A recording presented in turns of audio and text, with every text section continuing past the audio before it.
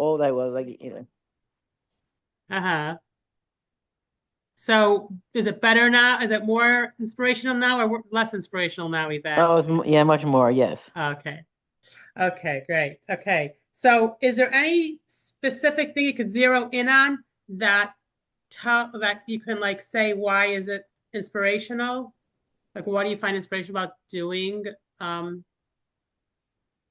some Are you Jewish talking about like the holidays or just across the board?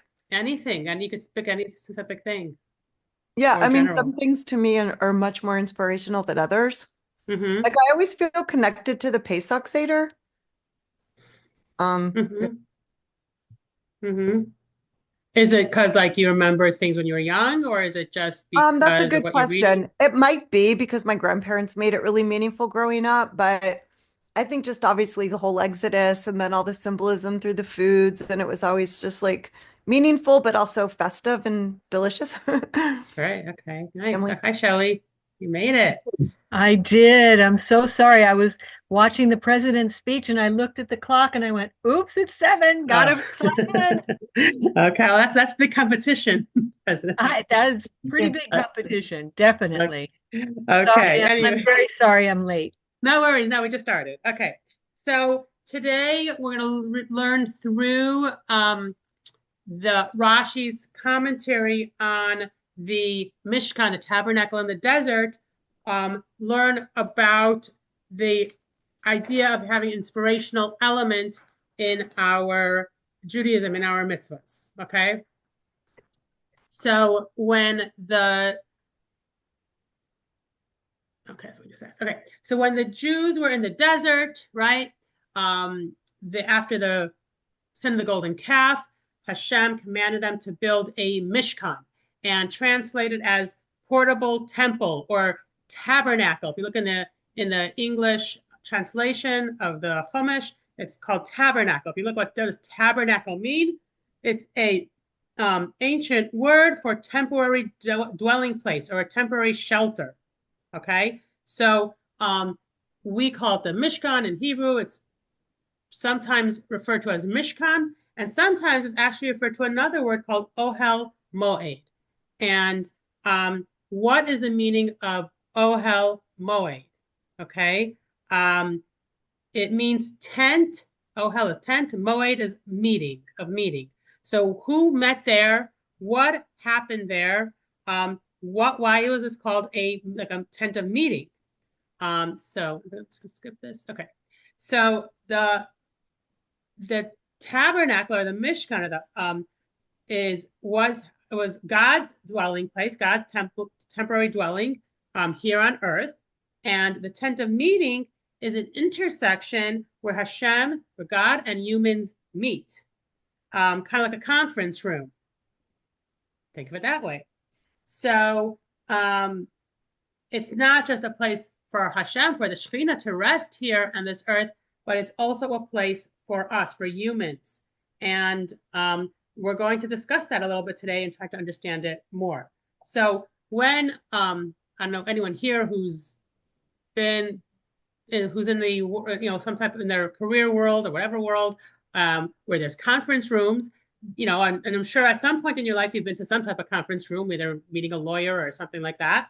And there are conference rooms where the person whose place it is, right, the business owner or the owner of the conference room, it's a place where they feel most comfortable, and maybe you may feel a little intimidated or not so comfortable, relaxed. And then there's conference rooms you walk in and you would instantly feel at home or comfortable. So obviously depending on how the interior designer sets it up, how the person who wanted the conference room, how they want it to be. Did they want the people coming in to feel comfortable and at home, or did they want to primarily feel like it's their place? So the tent of meeting, the Ohel Moed, is it a place where we feel at home or where God feels at home? Who feels most at home in this place? So we're going to learn about this today. It's Hashem's meeting place, the Mishkan, the Ohel Moed. Okay, so we're going to start reading with some of the verses of this week's Parsha. I guess we're going to concentrate on, like, they got smart over here. They made this in the highlighted green of the one that we're going to concentrate on, I guess, for our class today. So, Shelley, since you're back, we're going to have you be the first to read it. Okay. I just put some eye drops in my eyes, Oh, so I'm a little bit blurry, but I think I can do it. okay. And this is what you shall offer upon the altar: lambs in their first year, 2 a day continually. 1 lamb you shall offer up in the morning, and the other lamb you shall offer up in the afternoon. It shall be a continual burnt offering for your generations at the entrance of the tent of meeting before God, where I will arrange meetings with you to speak to you there. There I will arrange meetings with the children of Israel, and it will be sanctified by my glory. I will sanctify the tent of meeting and the altar, and I will sanctify Aaron and his sons to serve me as Kohanim priests. I will dwell in the midst of the children of Israel, and I will be their God. They will know that I am their God, who brought them out of the land of Egypt, in order that I may dwell in their midst. I am their God. Okay. So if we notice in verse 42, it says at the entrance of the tent of meeting for God, where I will arrange meetings. And then notice in the next verse 43, I will arrange meetings with the children of Israel. So it kind of mentions the idea of arranging meetings or meetings twice. Okay. And that's what we're going to kind of discuss today. So what does that mean? I will arrange a meeting with you. So let us read what Rashi, our foremost commentary on the Parsha, on the Chumash, on a lot of things, says. Okay, text number 2. Helena, are you comfortable reading? Sure. Where I will arrange meetings with you. When I arrange an appointment to speak with you, I will arrange it there to come there. Okay, so it seems like Moed is an appointment. Like we're going to have an appointed place to speak. Hashem wants to tell us something. He says, okay, that's where I'm going to speak. That's where you come to hear what I have to say. Okay, and then let's read text 2a, which this is just a, 1 second. Ooh, okay, so Moed, time, place. Okay. Okay. Text number 2 is just a repeat of from the verse 43, which I said seemed a little bit repetitive. Catherine, want to read it? Sure. And I will arrange meetings there with the children of Israel. Okay, so it seems repetitive. So if you don't mind reading text number 2b, this is what Sure. Rashi has to say about that. And I will arrange meetings there. I will gather with them to speak like a king who appoints a meeting place to talk with his subjects there. Okay, so if verse 42 says, oh, Homo is a place to speak and meet, why do we need verse 43 that says, I'm going to arrange meetings there? Okay, so it seems vague and it seems kind of repetitive. So is it 2 types of meetings we're talking about? Or if the same type of meeting, why is there this redundancy? So why doesn't Rashi, who's usually explaining the basic text and the basic meanings of things, why doesn't he mention, hey, there's a repetition here, or hey, this is what this means in this verse, and this is what it means in that verse? So, so that is going to be our question. Okay, so that's what it says over here. In both passages, the Torah calls a tent of meeting to address the Jews. Why doesn't Rashi resolve this redundancy? Okay, so there is one little difference in these 2 verses. So the first comment of Rashi, it says Hashem pointed a place, or God pointed a place to speak to the nation. And then the second commentary, it says God appointed a place to speak with the nation. So when you're speaking to the nation, it's one-sided. He's giving commands. He's telling us what to do. He's telling us what he expects. In the second verse, it's connoting the idea that he wants to speak with us. He wants to have a conversation with us. Both parties give and take. Okay? So that is the 2 types of meetings that would take place in the Ohel Moed in the Mishkan. Let us read text number 3. Who's next? Let's see. Carrie, you want to read it? When we say speak with, it is a conversation. 2 speakers exchanging words with each other. Okay. So So in the first passage, Ohel Moed means a place where Hashem gives direction and instruction to the Jews. But in the second verse, when it's talking about the Ohel Moed, the tent of meeting, it's a place where Hashem and the Jews converse together. So we spend time together. And in Chabad Hasidic lifestyle, we have something called a farbrengen. I know it's like kind of this word has spread to many other communities, but a farbrengen is where when kind of people get together, they speak with each other, they get inspired, which we'll discuss at the end of the class. So it's kind of like a place where we have a farbrengen with Hashem. Okay, we kind of have like a nice talk together with Hashem. Okay, let us see what the Rebbe says. Another distinction that he says. 1 second. Okay, we said this. Okay. Text number 4. Batya? Yeah. The first passage's words, I will arrange a meeting, refer to the appointment of a place. As Onkelos translated it, a place dedicated and assigned to a specific purpose. The second passage has a different meaning. In this passage, I will arrange a meeting means I will gather with them. The tent of meeting is a house of gatherings where the nation comes together. This means that the title tent of meeting has two meanings. A, an established, dedicated place where Hashem spoke to Moses, and B, a gathering house for the Jewish people. Okay, so the second verse is showing us that it's a place where Hashem, it's not a place just where Hashem lectures us or tells us what to do, but it's a place where we gather and converse and connect with Hashem. So how does Rashi know this? Maybe it's just a place for Jews to gather together. Like think of a shul today, think of a synagogue today where people, there's a place to go pray, but you also could just hang out with friends and socialize. How does Rashi know that the players in the farbrengen, in this gathering, in this meeting, in this conversation is Hashem and the Jewish people, as opposed to just the Jewish people together, or just Hashem speaking with Moshe, or just the Jewish people speaking with Moshe? So so let us see why the Ohel Moed, this obviously is a place where Jewish people gather together. It's a central spot. It's the place to be if you want to hear the latest info, news, and everything else. But let us find out why we know it's a place that where Hashem can talk to us and we can talk to him. Let us read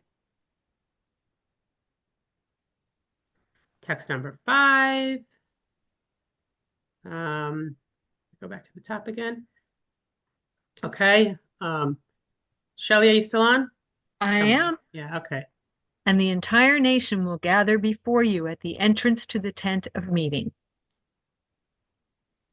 Okay. So this was, okay. So it says, the entire nation will gather to the tent of meeting, but Rashi, in verse 43, what we read before, said, I'll gather them. Not the entire nation will gather before that. Not that they'll gather alone, but I will gather them. So it's not just a meeting of Jews, but also Hashem attended, because it's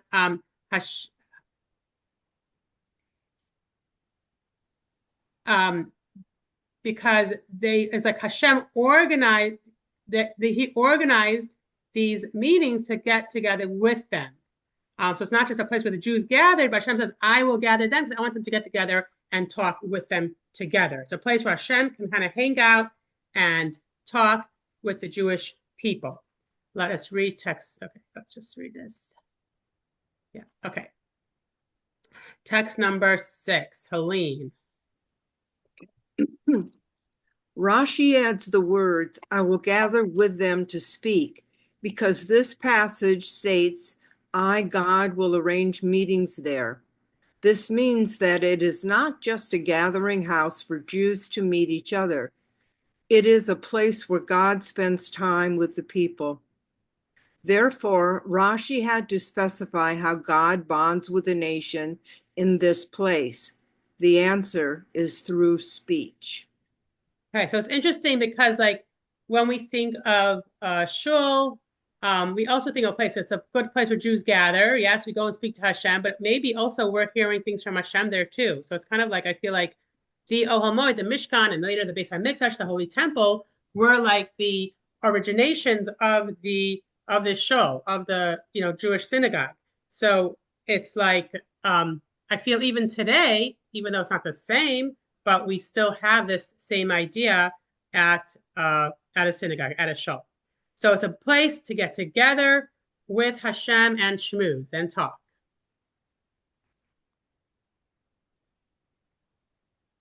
Okay, so this is just kind of clarifying for us the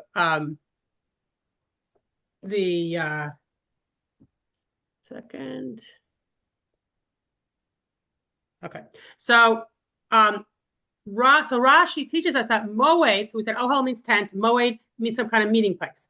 But it actually has two meanings, or we're going to learn soon even more than two meanings. So it's a place of meeting, a place, actual gathering place, because the word, we look at the word moed, or so if you take the root of the word moed, it's ayin and dalid, which means like odd, until, okay? And if we take, and we could also make the root word from the word moed to be vav ayin dalid, and that means vad, which means like a gathering of people, like an organization. So on the first passage, we're saying, oh, it's a meeting place until we get to this. It's a place where you can reach until where Hashem is. I'll explain that in a minute. And the second verse that we were discussing is telling us that it's a place of gathering, not just a place of where God tells us what to do, but we gather together and he talks with us and we talk with him.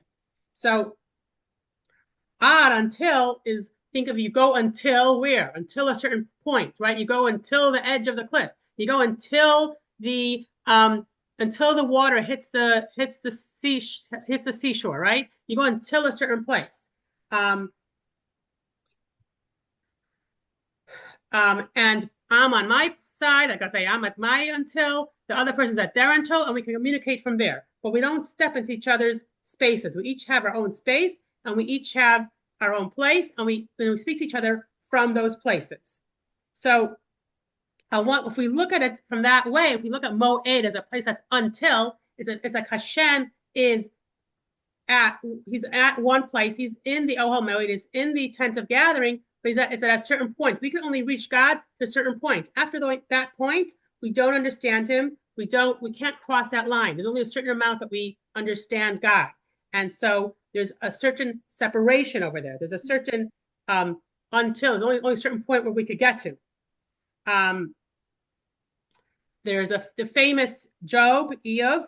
He's famous that he went through all kinds of, he's in the prophets, he went through all kinds of terrible tragedies in his life. And on one day, he lost his wealth and his children. And he was destitute and alone. And he was questioning the severity of this trauma that he had. And he's, how could God do this to me? Why did God do this to me? And he asked God, isn't this too much for one person to bear? How could you give me such a punishment? And God replied, no matter how much you will ask, you'll never understand. There's only a certain point where you can understand what I am doing and why I do things. So we're going to read text number 7, which is this answer that Hashem, God, gives to Job, to Eov. Okay, who are we up to? Catherine. Who is this who gives dark counsel with words without knowledge? Now gird your loins like a man, and I will ask you, and you tell me. Where were you when I founded the earth? Tell me if you understand. Who placed its measures, if you know, or who extended a line over it? On what were its sockets sunk, or who laid its cornerstone? And who shut up the sea with doors when it broke forth and issued from its womb? And said, until here you may come, but no further, and here your strength shall place your waves with pride. Okay, so Hashem's saying, hey, you don't understand creation, so how can you understand me? You can understand anything beyond yourself. So there's this line between as I said before, the water and the dry land. There's no crossing it, so we'll really never understand Hashem to its fullest. It doesn't mean that there's nothing behind it. There's no reasoning behind it. It's just that we can't see beyond that point. It doesn't mean he's not there. That's what the Talmud says. Okay. Okay. I have no clue over to Carrie.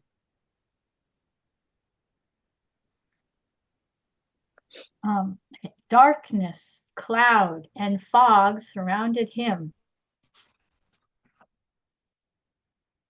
Oh, you froze. Uh-oh. Okay, Carrie froze. So, so Carrie, do you mind starting over because you froze after the first few words? Oh, sorry. At least for Darkness, me. darkness, cloud, and fog surrounded him, as the passage states. He made darkness his hiding place, his pavilion round about him, the darkness of waters, thick clouds of the skies. Psalms 18:12. But is there darkness before God? Is it not written, He reveals deep and secret things.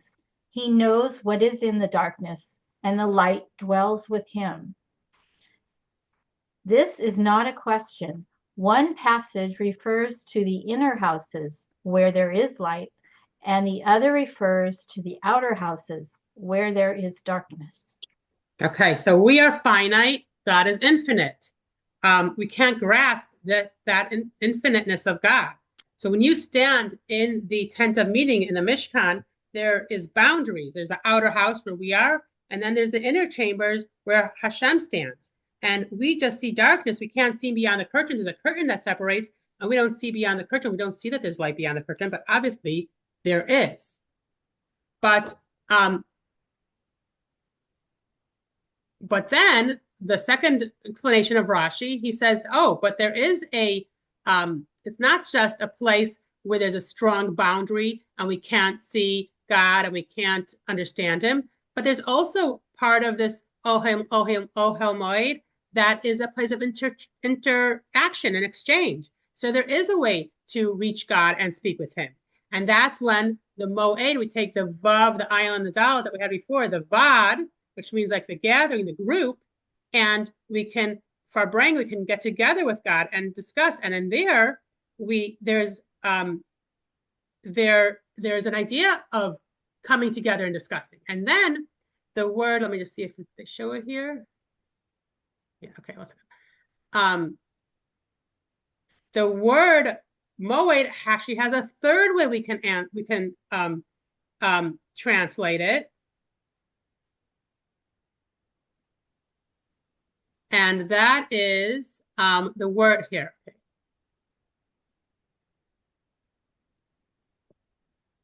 That is, oh, okay, that doesn't have this here. I don't know why it doesn't have it on the screen, but the word va'ed, like when we say li'olam va'ed, let's say li'olam va'ed. So va'ed means like eternal, forever, without limit. So there is a side of God we don't understand. It's separate from us. The other hand, there is the eternal God that's without a limit, and we can form a connection with him. He's not off limits to us. How is it that there is some connection we can have with him because he is eternal and forever? We'll discuss that soon.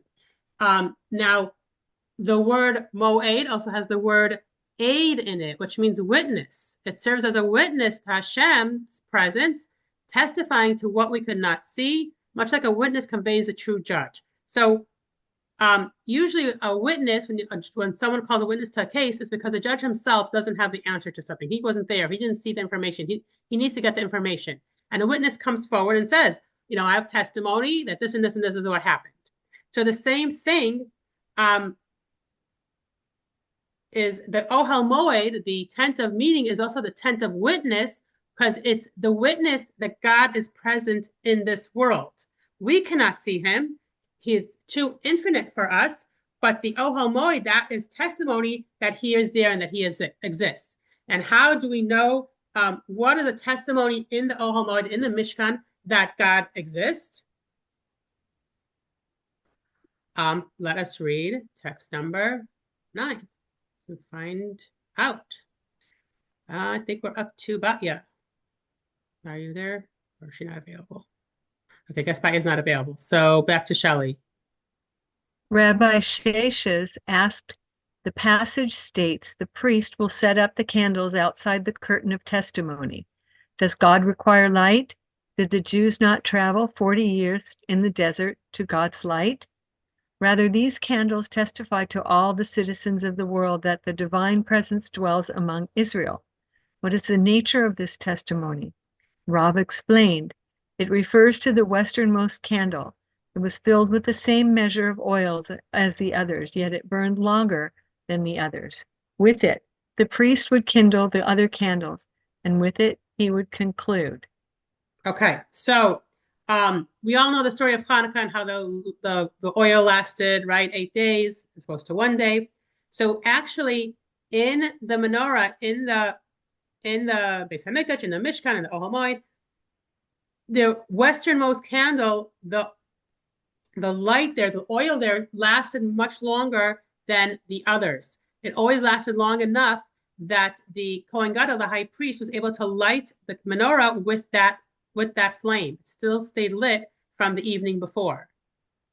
So this light, this wick that stayed lit, like I'll say, like 24 hours, was a constant testimony. It was a miracle because it had the same exact amount of oil as the other cups of the menorah, but it stayed lit much longer. So the Kohen Gadol was able to relight the menorah with that light. And that was a constant miracle that took place in the Mishkan and the Ohel Moed.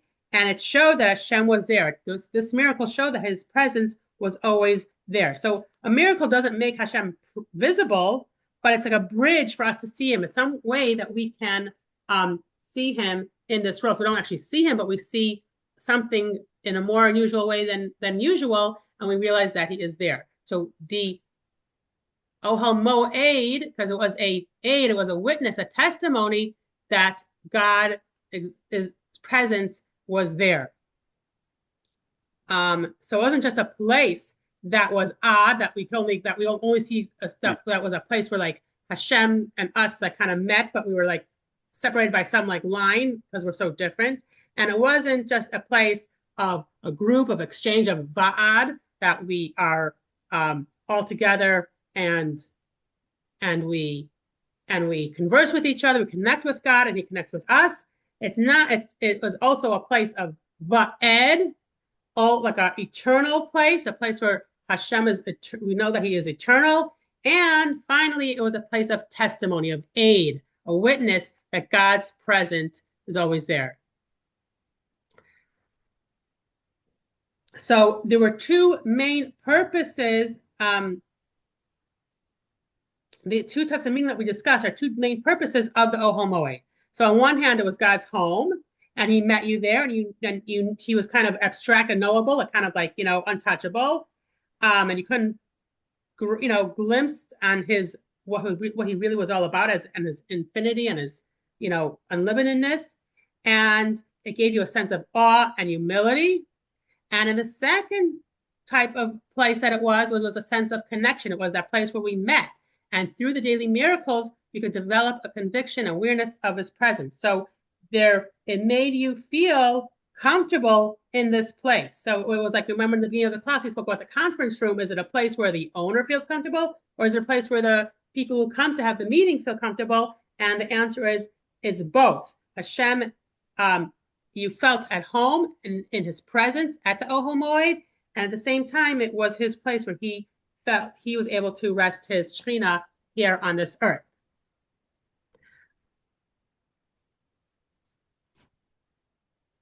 And it was a place where you could exchange things with, exchange conversation and things like that. You could feel him there. Okay, so in the beginning of the class, we asked, how do we make mitzvahs inspirational, right? We said, do you feel inspired when we observe Jewish observances, when we do Jewish rituals, when we do mitzvahs? So, obviously sometimes some of us and some mitzvahs you feel very passionate about. Sometimes you just do it by rote or you just don't do it at all. So the dual nature of the Ohel Moed, of the tent of meeting, shows what happens when we do a mitzvah. Okay? If we look at the famous words, and this is just in Hebrew, but if you can read it, Shema Yisrael, Hashem Elokeinu, Hashem Echad. When it's written in the Torah, the ayin, the first letter of the word Shema, and the last letter of the Echad is a Daled, that also spells out the word aid, which is witness. Okay, so let's read text number 10. Dance for us. Okay. 10a. Helene, are you still there? Okay, yeah. Sure. The large letters Ayin and Daled spell the word aid, witness. This alludes to the passage, "And you are my witnesses," says God, Isaiah 43:12. Okay, so many mitzvahs that we do are testimony to what Hashem has done for us. It's like a witness of his presence. For example, famous example, it says, when we say the Kiddush, on Friday night when we say the Kiddush, we remind ourselves that God created the world in 6 days, and the seventh day he rested. So it's a testimony that God created the world. Then when we say the Kiddush on Shabbos day, we talk about the exodus of Egypt. So it's a reminder that God took us out of Egypt. So just that alone is a witness, is a reminder, a testimony of the things God did for us. Let's read what it says in the Ramban, Nachmanides. And Catherine, up to you. Okay. Some commandments are testimonials because they remember his wonders and testify to them. These include matzah, sukkah, paschal lamb, Shabbat, tefillin, and mezuzah. Okay, so let's say you put up a mezuzah. What are we doing? We're testifying that Hashem guards us in our home and out of our home. When we eat in a sukkah, when we celebrate the holiday of Sukkot, we're reminded that God protected the Jewish people with the special clouds in the desert. So it's a testimony to how he protected us. When we celebrate Passover, Pesach, we remember how he took us out of Egypt. So all these different mitzvahs that we do are reminders of all the different things, are testimony to what Hashem did to us. So it doesn't make Hashem visible. We don't all of a sudden see him, but it makes his presence felt much more than without it. It brings a certain holiness into all these items that we do the mitzvahs with. And when we do these mitzvahs, we are kind of like embodying and showing a conviction that Hashem exists and that he performed miracles for us in the past and sometimes even today. And he continues to provide these to give miracles and to give us life and to give us all the things we need. And we're kind of testifying to the world, hey, that Hashem is there and his presence is felt, and it makes God much more aware in the world. His existence is there because we are doing those mitzvahs and we're reminding ourselves and everybody else that God is here. And so he's felt much more when we testify the things that he's done, and we testify that he exists in his existence. So when we do a mitzvah, question, yeah. If that's okay. Those two letters that were highlighted a few slides ago that equaled witness, are those like enlarged in the Torah? Or how did those two letters? Oh, interesting. Yeah, that's what I was saying. They were there. That in the Torah, when it's written, the ayin is much bigger, and then the dalet is much bigger. And even a lot of the Chumashim, a lot of the books, that you could read the Torah from, will show it that way too, if you read the Hebrew. Thanks. Sure. Okay. So when we do a mitzvah, it's like we are entering the Ohel Moed, the tent of meeting. We're meeting up with Hashem. When we do a mitzvah, right? Mitzvah is one of the meanings. It means a connection. We're connecting with God. So it's like as if we're going to the Ohel Moed, to the Mishkan, to the tabernacle, and we're meeting up. We're connecting with God. So that is what a mitzvah is doing, and then it reminds us and reminds the whole world that God exists. Okay. So now I mentioned before the word farbrengen, and I know many of you probably heard of this word. I guess show a raise of hands or whatever. So what is a farbrengen? So it's I don't know where the word originally comes from, but it was taken on, like I said before, by Chabad Hasidim, and I think now it's like definitely in like the Haredi and the Jewish religious world, it's a term used by lots of people, and a lot of people do this, but I remember growing up, it was only a term used by Chabad people.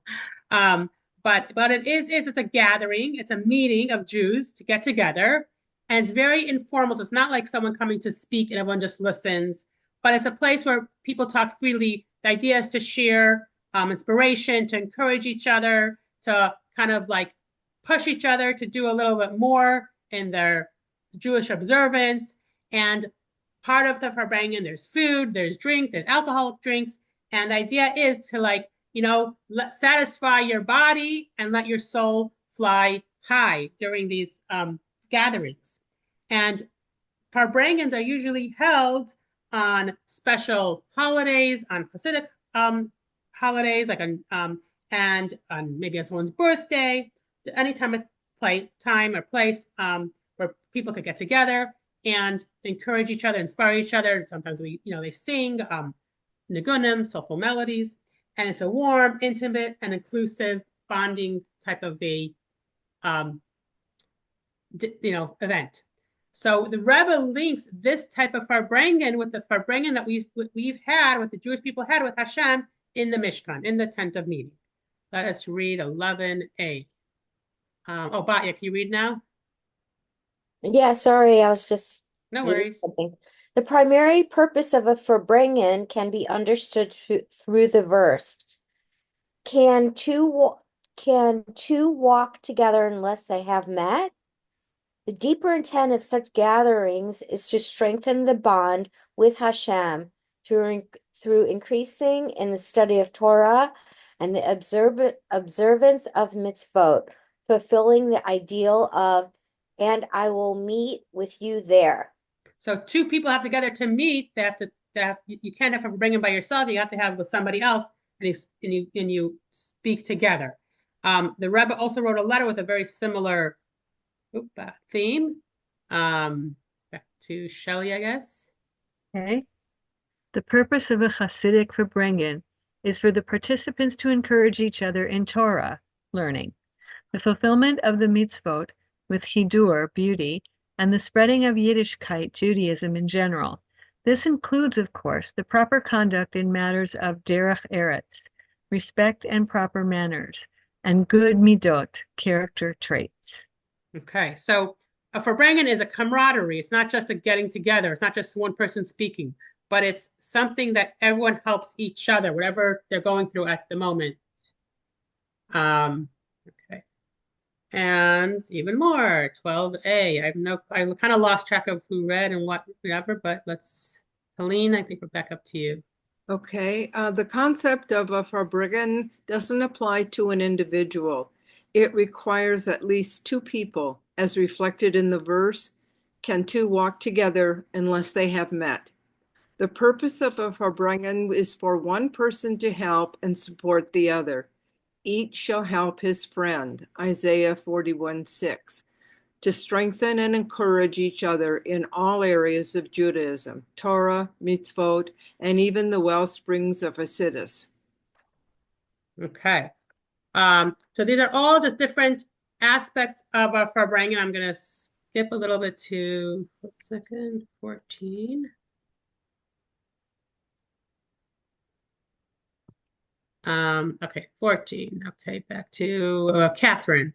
Okay. A Farbrengen is connected with the concept of sharing a drink, as expressed in the saying, "Great is a shared drink, for it fosters closeness." This closeness is not only among those participating in the Farbrengen, but also between them and our Father in heaven. Okay, so I want to, okay, so a few things. So first of all, I want to say I don't know why they didn't bring it down, but I'm going to bring it down. There's a very famous saying. It says, what a Farbrengen can accomplish, like in giving people someone blessing, the angel Michael cannot accomplish. Meaning when Jewish people get together and they share with each other and they help each other, they give each other like blessings, it can accomplish so much more than just relying on like the heavenly sphere. So when we bless each other, we say we are there for each other and connect with each other, it can bring down the blessing that that you need. A few other things I wanted to point out. So for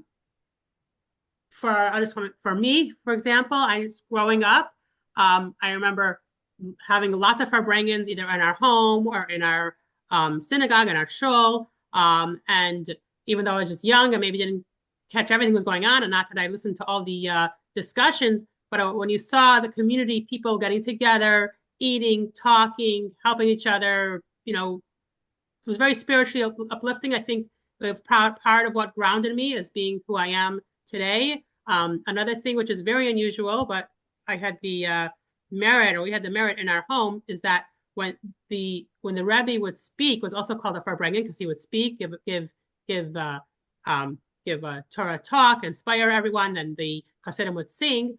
In the old days, they would figure out how to connect it, how to be able to hear it live in different cities around the world. And so somehow my father, he got involved in Chicago, and he was the one that set up this. It was called a hookup, because he would hook up to the farbrengen that was happening. This was way before internet, way before, all these different types of things. And he literally through the phone lines, they would figure out, they had a whole system how they would hook up, and were able to hear live everything that was going on when the Rebbe would be speaking at these other farbrengen. So that was also a whole farbrengen in our house. So we would hear the Rebbe speaking, and there would be a whole bunch of people in our house, and there'd be food and drink, and obviously the kids would be running around, kind of like in like today in Chabad when we have the Kiddush and Shul, it's kind of like a microcosm of what it was like. So if you come to Shul, it might be noisy. There's people here talking, different people there talking. There's words of Torah being shared. The kids are running around. All these kinds of things. It's like a farbrengen. And I know a lot of people come. They get talk. They feel good. They get inspired. It gives them juice for the week. And that's kind of what a farbrengen is. And I took a picture there. Let me just find it. So the Rebbe wrote a letter to my father at some point. I'm reading it, and I went to look for it because I knew basically my father wrote a letter to the Rebbe about something, and he didn't write that he attended the farbrengen of the Yod Shvat, which is the passing of the previous Chabad Rebbe. And so the Rebbe writes to him, a surprise that you didn't say anything to me about the farbrengen for Yod Shvat. Basically, I hope you were there. I hope you did something about it. How much important it was for the Rebbe to know that people were participating in farbrengens, were working on their spiritual and their spiritual growth and everything like that. So I just wanted to end off. We'll end off with just a few more quotes about farbrengens, because there's a lot of them here. I didn't want to go through all of them. 1 second. Okay, let's just go back and read that. Okay, the main goal of a farbrengen is to inspire lasting growth, make us more devoted, sincere, loving, and proud Jews. And let's do 17A and B. Carrie. Okay. The impact of a farbrengen should be evident for weeks and even months afterwards. Okay, and 17B2, Carrie, okay? Thank you for the good news about the farbrengen. The main focus, however, is the inspiration it brings to the days following the farbrengen. Certainly, those who have the ability are ensuring that this inspiration translates into action, even during the mundane days of the week. Okay, so I think the main message is that when Jewish people get together and they gather, they should encourage each other in Jewish observance and in Judaism and being proud to be Jewish. And this helps us, this helps us in our lives in general, and especially today, what's going on in the world, to keep strong, to keep the faith, to be good Jews. And that's why it's good for Jewish people to get together, talk with each other. If it's in a shul, synagogue, like a mini mishkan, like a mini temple, which today is all the synagogues, all the shuls. So it's like I guess the lesson for today's class, you want to keep inspired. You don't want to do mitzvahs by rote. You want to be inspired by them. Make sure to keep connected. Make sure to keep connected with other Jews and inspire each other to do more in the way of Torah mitzvahs.